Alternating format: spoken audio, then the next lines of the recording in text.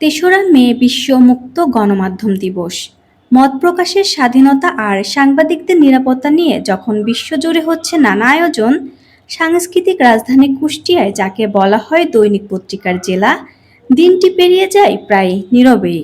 সরকারি তালিকায় কুষ্টিয়া থেকে প্রকাশিত দৈনিক পত্রিকা ৯টি, এর বাইরে নিয়মিত অনিয়মিত মিলিয়ে এখান থেকে বের হয় অর্ধ শতাধিক পত্রিকা। দেশের বিভিন্ন জাতীয় দৈনিক, টিভি চ্যানেল ও অনলাইন প্ল্যাটফর্মেও স্থায়ী প্রতিনিধি ও ব্যুরো অফিস রয়েছে, যারা কুষ্টিয়ার খবর নিয়মিতভাবে জাতীয় পরিসরে পৌঁছে দিচ্ছেন। যখনই যার বিরুদ্ধে যাবে সেই পক্ষ সংক্ষুব্ধ হবে, মামলা দেবে, হামলা হবে, এটা নিয়ে আসলে আমাদের কাজ করতে হয়। এটা হামলা হবে, মামলা দেবে, এটা ভাবলে তো যদি কেউ ভাবে যে আমি হামলা শিকার হবো, মামলা হবে, আমি করবো না, তাহলে তো সেই সাংবাদিকতা করতে পারবে না। তার মানে তাকে মাথায় রাখতে হবে যে সবচেয়ে ঝুঁকিপূর্ণ কাজটাই সে করছে, বা পৃথিবীর সবচেয়ে ঝুঁকিপূর্ণ কাজটা হচ্ছে সাংবাদিকতা। এখানে যে রাজনৈতিক নেতৃবৃন্দ বা যারা সরকারি কর্মকর্তা, তারা তো নানা রকমভাবে প্রতিবন্ধকতা তৈরি করে। যখন বিষয়টি তার বিরুদ্ধে চলে যায় তখন তারা নানা রকমভাবে প্রতিবন্ধকতা সৃষ্টি করে। তো এই নানা প্রতিবন্ধকতা তো রয়েছেই।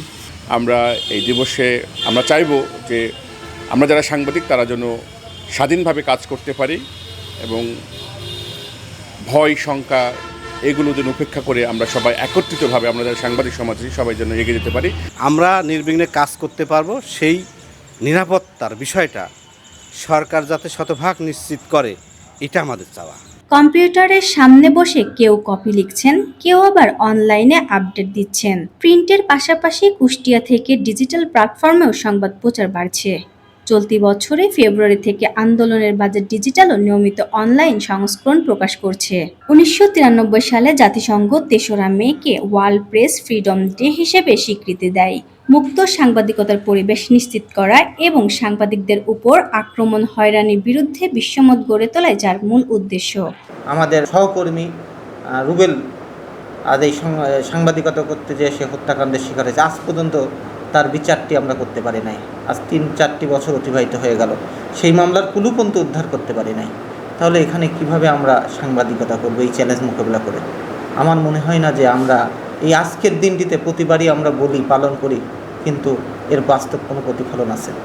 আমরা যে চ্যালেঞ্জ নিয়ে সাংবাদিকতা করছি, এটা আমাদের আসলে এই চ্যালেঞ্জের মুখে থেকেই আমাদের সাংবাদিকতা করতে হবে। সন্ত্রাসীদের বিরুদ্ধে নিউজ করতে গেলে সন্ত্রাসের রাতের অন্ধকারে হামলা হুমকি দেয়, প্রশাসনের বিরুদ্ধে করতে গেলে বলে এটা আইনের মধ্যে পড়ে না। আবার কোনো রাজনৈতিক দলের বিরুদ্ধে যদি নিউজটা যায়, সেই রাজনৈতিক দলের নেতারাও ক্ষিপ্ত থাকে। কিন্তু এই মফস্বল সাংবাদিকদের যে সুরক্ষা, এই সুরক্ষা কোনো আইনের কোনো ব্যবস্থা নাই, এবং আমি মনে করি অবিলম্বে সাংবাদিক সুরক্ষা আইন পাশ হওয়া উচিত। এই গণমাধ্যম কর্মী যারা সংবাদ সংগ্রহ করতে যে লাঞ্ছিত হয়েছে, মামলার শিকার হয়েছেন, নিহত হয়েছেন, তাদের সকলের প্রতি শ্রদ্ধা, কৃতজ্ঞতা জানিয়ে এই দিবসটি যথাযথভাবে সরকার ভেবে দেখবেন এবং পরবর্তীতে ব্যবস্থা নেবেন। অর্ধ শতাধিক পত্রিকার জেলা কুষ্টিয়ায় বড় কোনো আনুষ্ঠানিকতা না থাকলেও খবর লেখা ও সত্য বলার চেষ্টা ব্যক্তিগত ও প্রাতিষ্ঠানিক উদ্যোগে চলতেই থাকে। আফসানা ইসলাম পুষ্প, আন্দোলনের বাজার ডিজিটাল।